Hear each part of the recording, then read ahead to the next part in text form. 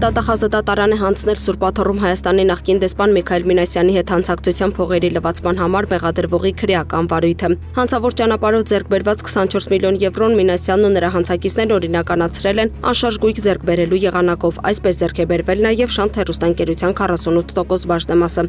Սյունիքի նախկին մարզպետ ոստիկանության պետի նախկին առաջին տեղակալ Հունան Պողոսյանը հրավիրվել է գլխավոր դատախազության ապօրինի ծագում ունեցող գույքի բռնականցման գործերով վարչություն։ Վարչությունն են հրավիրվել նաև Պողոսյանի որդին եւ կինը։ Ձերբակալվել է ՍԱՏՄ ղեկավարի պաշտոնից ազատված Արմեն Դանիելյանը ծառայողական լիազորություններն օգտագործելով առանձնապես խոշոր չափերի գույք հափշտակելու մեղադրանքով։ Նրան կալանավորելու միջնորդություն է ներկայացվել դատարան։ Արմեն Դանիելյանից բացի բերման են ենթարկվել եւ ձերբակալվել նաև ՍԱՏՄ մի քանի այլ աշխատակիցներ։ Սահմանապահ զորքերի զինծառայողին անզգուշությամբ ինքնասպանության հասցնելու գործով մեկ անձ կալանավորվել է։ Հիշեցնենք, որ ապրիլի 25-ին Սյունիքում սահմանապահ զորքերի զինծառայող է մահացել։ Դեպքի առթիվ նախաձեռնվել է քրեական վարույթ։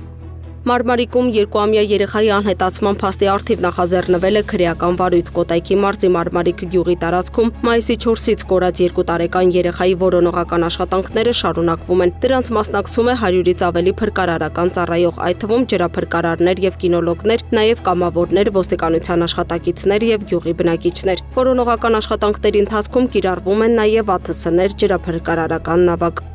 Հայաստանի քննչական կոմիտեն Երևանում չեզոքացրել է հանցավոր կազմակերպության մի մասնաճյուղի, որը հեռախոսային խարդախության միջոցով գումարներ է կորզել այլ երկրների քաղաքացիներից։ Այս կազմակերպության թիրախում են եղել եվրոպական երկրներում եւ Կանադայում բնակվող մեծահասակ քաղաքացիները, որոնք իրենց բանկային հաշիվներում ունեցել են առնվազն $1000։ Ոստիկանության 9 աշխատակից է ձերբակալվել։ Հակակոռուպցիոն կոմիտեն հատուկ միջոցառում է իրականացրել Ներքին գործերի նախարարության ոստիկանության Վաղարշապատի բաժնում։ Ձերբակալվածները մեղադրվում են հանցագործության դեպք թաքցնելու եւ այդ կապակցությամբ պաշտոնեական կեղծիք կատարելու մեջ։ Նախաքննության շահերից ելնելով այլ մանրամասներ չեն հաղորդվում։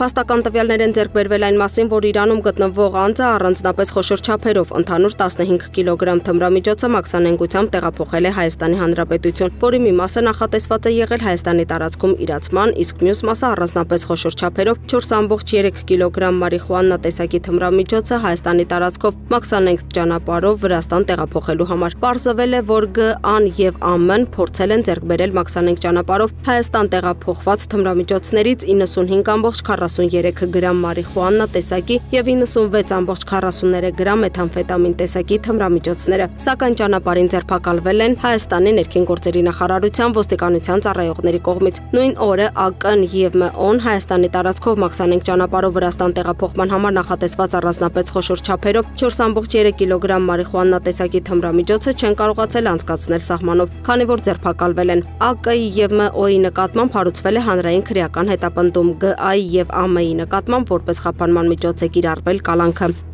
Քրեական ոստիկանության Երևանի վարչության թմրամիջոցների անօրինական շրջանառության դեմ պայքարի բաժնի ծառայողները ստացել էին օպերատիվ տեղեկություն, որ Էջմիածնի բնակիչ տղամարդը համաձայնության գալով մի օտարերկրացու հետ մաքսանենգ ճանապարհով ձեռք է բերել մեթամֆետամին տեսակի թմրամիջոց Հայաստանում իրացնելու նպատակով։ Տեղեկությունը ստուգվելուց հետո Մայրաքաղաքի Արտաշիսյան փողոցում ձերբակալվել են 26-ամյա Էջմիածնեցի եւ նրա երկու համակարգացիներ 39 եւ 40 տարեկան տղամարդիկ։ 26-ամյա երիտասարդի խուզարկությամբ հայտնաբերվել է զիփ փականով փաթեթ լցված ավելի քան 33 գրամ մեթամֆետամինի նմանվող զանգվածով։ Նրա մոտ կար նաև մարիխուանայի նմանվող զանգված։ Նախաձեռնվել է քրեական վարույթ։ 26-ամյա երիտասարդին մեղադրանք է ներկայացվել։